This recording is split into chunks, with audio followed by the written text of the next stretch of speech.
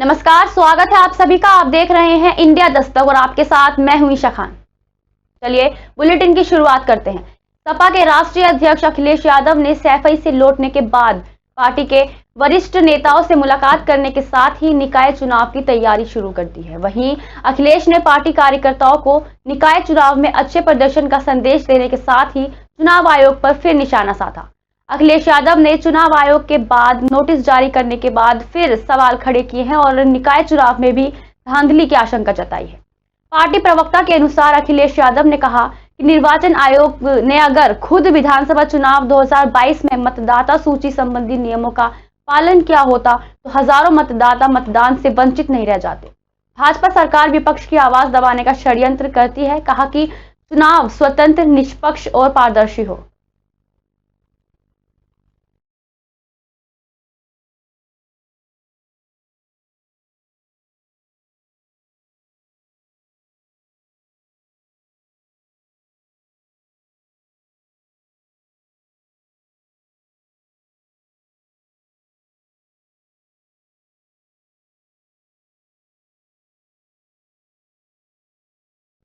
वायु प्रदूषण में लगातार इजाफा होने के चलते दिल्ली के साथ साथ एनसीआर शहरों में भी हवा लगातार जहरीली होती जा रही है।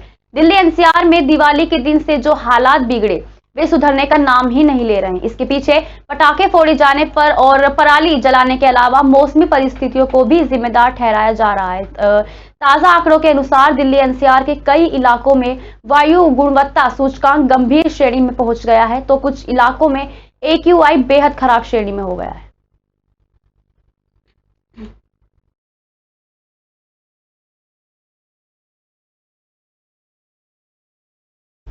राजस्थान के मुख्यमंत्री अशोक गहलोत ने पत्रकार परिषद में अपनी बात रखते हुए कहा कि गुजरात में कभी भी चुनाव की तारीख का ऐलान हो सकता है। सभी पार्टी के नेता गुजरात में अपना डेरा डाल रहे हैं। अशोक गहलोत ने सूरत में पत्रकारों से बातचीत में कहा कि चुनाव की तारीखों का ऐलान जानबूझकर नहीं किया जा रहा है। जब तक पीएम मोदी और अमित शाह का कार्यक्रम पूरा नहीं हो जाता तब तक तारीख की घोषणा नहीं की जाएगी।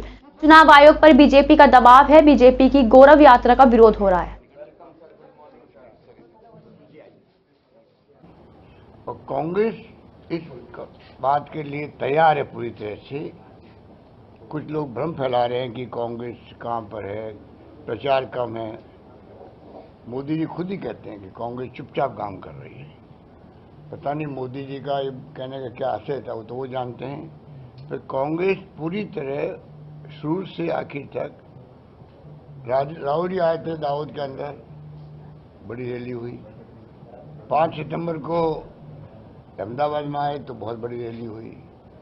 सारे ऑब्जर्वर लगा दिए गए जिलों के अंदर, ब्लॉक के अंदर, विधानसभाओं के अनुसार वो काम कर रहे हैं। तो तमाम जगह काम हो रहा है। हाँ, इतना ही है, मीडिया एक तो दबाव में है मोदी जी के केंद्र के अंदर। आप देख रहे हो कि दिल्ली का मीडिया भी क्या है। लोकल वाले तो फिर भी पता नहीं कोई हिम्मत करते होंगे। और केजरीवाल जी पैकेज देते हैं, तो ये भी लोकतंत्र के लिए खतरे वाली बात है। आप पैकेज देके अगर प्रचार करवाओगे कि मेरे खिलाफ कोई भी खबर नहीं आनी चाहिए, नंबर 1 पैकेज का पार्ट नंबर 1 हो है। और पैकेज का पार्ट नंबर 2 है कि जो मैं बोलता हूँ उसका बार बार दिखाओ।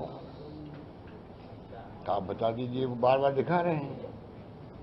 गुजरात चुनाव के अलावा भी गुजरात चुनाव भी आए हैं, और गुजरात चुनाव में जो जिस प्रकार ने प्रचार किया है, जैसे कि 3 महीने में सब कुछ बदल गया हो, ऐसा कुछ नहीं है। जो लोग इंटरव्यू लेते हैं गांव-गांव जाकर के, इन्होंने कई लोग हायर कर रखे लोग। इंटरव्यू लेने वाले वो लोग कई जगह, और इंटरव्यू दे रहा है वो भी नहीं का आदमी है। जनता समझ रही धीरे धीरे बातों को कि ये जानबूझ के आर्टिफिशियली जो ऑरा बनाया है वो अब ध्वस्त हो रहा है। लोग समझ गए धीरे धीरे। इनके पास उम्मीदवार तक नहीं है गुजरात के अंदर खड़े करने के लिए। ये तो इंतजार करेंगे जब टिकट नहीं। खबर फरीदाबाद से, जहां बस स्टैंड का जीर्णोद्धार के बाद आज मुख्यमंत्री मनोहर लाल खट्टर ने विधिवत रूप से उद्घाटन कर लोगों को समर्पित कर दिया। बता दें कि NIT बस स्टैंड लगभग 125 करोड़ रुपए की लागत से पूर्ण रूप से हाईटेक बनाया गया है, जिसमें PVR सहित शॉपिंग मॉल को भी बनाया गया है। बता दें यहां से 7 राज्यों के लिए बस चलेंगी। वहीं उद्घाटन के बाद मुख्यमंत्री मनोहर लाल खट्टर ने बस स्टैंड का नाम बदलकर डॉक्टर मंगल सेन बस पोर्ट कर दिया। ये जो एनआईटी का बस स्टैंड जिसके नाम से बुलाया गया था, लेकिन उसमें जो फंडामेंटल चेंजेस दो मैंने की हैं, एक तो इसका नाम डॉक्टर मंगल सेन जी के नाम पर रखा गया है, दूसरा इसको बस स्टैंड की बजाय बस पोर्ट कहा जाएगा। तो ये दो बातें ज़रूर आपको जो उल्लेखनीय हैं, जो आपको बताने के लिए जो हमने बताई है। हरियाणा रोडवेज अपने आप में, जैसा हमको पता है, कि बहुत ही प्रेस्टिजियस एक सरकार का एक अंग है। हरियाणा रोडवेज की बसें न केवल हरियाणा में बल्कि बाहर के प्रदेशों में हरियाणा रोडवेज की सेवा को एक बहुत अच्छी सेवा मानी जाती है। अगर इसलिए मैं हरियाणा रोडवेज के जो कर्मचारी हैं, रोडवेज के जितने अधिकारी हैं उस डिपार्टमेंट के, उन सबको बहुत बहुत बधाई और शुभकामनाएं देता हूं। मैं प्रदेश के मुख्यमंत्री मनोहर लाल जी का धन्यवाद करूंगा। हरियाणा में पहला बस स्टैंड लेटेस्ट जो टेक्नोलॉजी के साथ बना है, पहला बस स्टैंड फरीदाबाद में बना है और ये इस तरह का बस स्टैंड होगा जो जैसे आप एयरपोर्ट पे देखते हैं या रेलवे पे देखते हैं, और इस तरह का ये बस स्टैंड जो बना है जो 125 करोड़ की लागत के आसपास इसमें लागत आई है, क्योंकि इस पर हमने बनवाया है और 4.5 एकड़ के आसपास इसकी ज़मीन है और ये सबसे पुराना बस अड्डा है। एनआईटी पहले था, बल्लौड़बाग में था और पहला बस अड्डा है और सारे प्रदेशों के लिए बस जाएंगे, चाहे वीडियो को चाहे एसी हैं, और हम इस टाइम को सबसे ज़्यादा बस देंगे, जहाँ से तीर्थ के लिए हो, हरिद्वार के लिए हो, उत्तराखंड के लिए हो, हिमाचल के लिए हो, मथुरा के लिए हो, और जहाँ तक भी जितनी जरूरत यहाँ पे पड़ेगी, हम जितनी सारी आने वाले समय में ज़्यादा से ज़्यादा बस सुविधा इस बस स्टैंड को देंगे तो लोगों को लाभ मिले। और मैं प्रदेश के मुख्यमंत्री का धन्यवाद करूँगा, उन्होंने जो इतनी लागत से हमको बस स्टैंड दिया है, मैं उनका धन्यवाद करूँगा।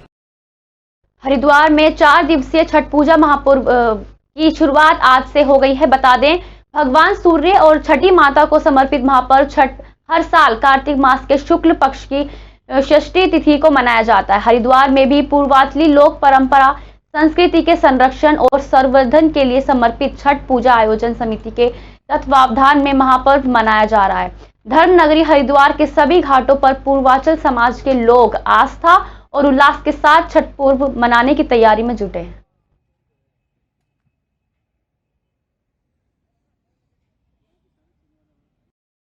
हरिद्वार में छठ पूजा में कलश यात्रा का आगाज किया गया। साथ ही कलश यात्रा में मुख्य अतिथि के रूप में विधानसभा अध्यक्ष रितु खंडूरी समेत तमाम विधायकों ने शिरकत की।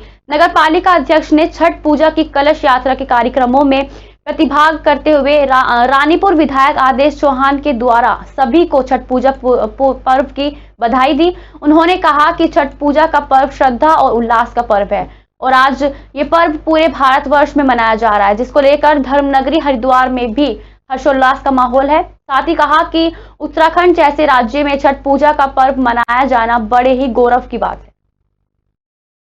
उत्तराखंड में इस पर्व को बहुत ही उमंग के साथ मनाया जा रहा है।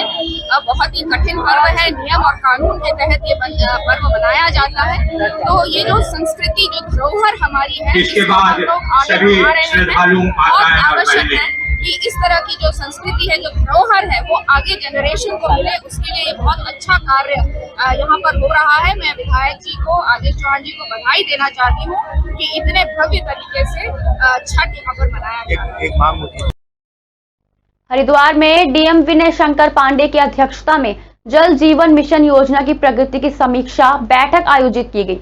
बता दें, बैठक में डीएम ने योजना के नोडल अधिकारी दीपक मलिक और अधिशासी अभियंता जल निगम सीपी गंगवार ने अनुपस्थित रहने पर नाराजगी प्रकट की। साथ ही दोनों अधिकारियों का स्पष्टीकरण मांगा। समीक्षा बैठक में जल जीवन मिशन के तहत हर घर नल से जल उपलब्ध कराने के संबंध में अब तक हुई प्रगति के साथ ही कार्यदायी संस्थाओं के आपसी तालमेल पर चर्चा हुई।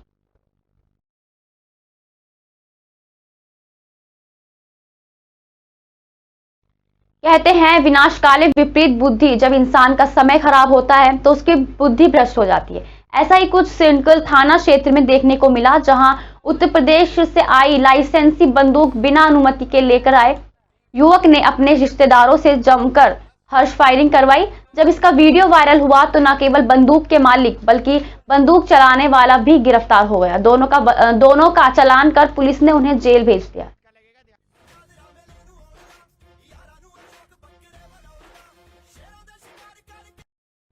खबर हरिद्वार से है, जहां पुलिस ने लूट की वारदात को अंजाम देने वाले 4 बदमाशों को गिरफ्तार किया।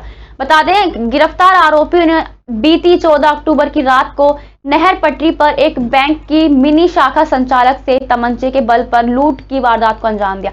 हरिद्वार के एसपी सिटी स्वतंत्र कुमार ने प्रेस वार्ता कर पूरे मामले का खुलासा किया। उन्होंने बताया कि लूट की वारदात के खुलने के लिए पुलिस की कई टीमें लगाई गई। करीब 400 सीसीटीवी के कैमरे की फुटेज खंगालने के बाद पुलिस को बड़ी कामयाबी मिली और बीती रात मुखबिर की सूचना पर चारों आरोपियों को रेगुलेटर पुलिस के पास गिरफ्तार किया गया। गिरफ्तार आरोपियों के कब्जे से करीब 42,000 की नकदी समेत 2 देसी तमंचे और 2 मोटरसाइकिल भी बरामद हुई हैं। एसपी सिटी ने बताया कि गिरफ्तार आरोपियों का आपराधिक इतिहास रहा है। इन पर पहले से चोरी, लूट जैसे कई मुकदमे दर्ज हैं।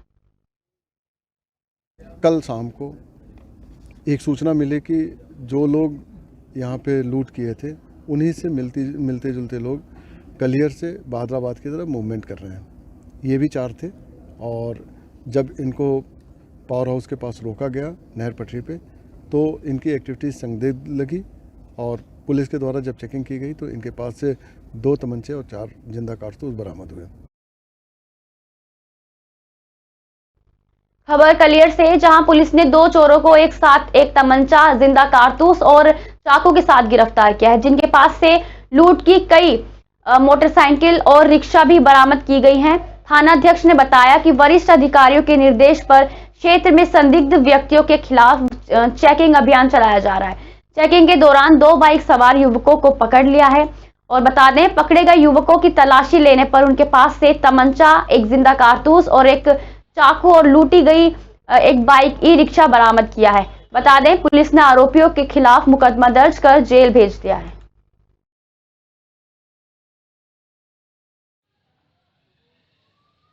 आज के लिए बस इतना ही। देश दुनिया की तमाम बड़ी खबरों के लिए देखते रहिए इंडिया दस्तक।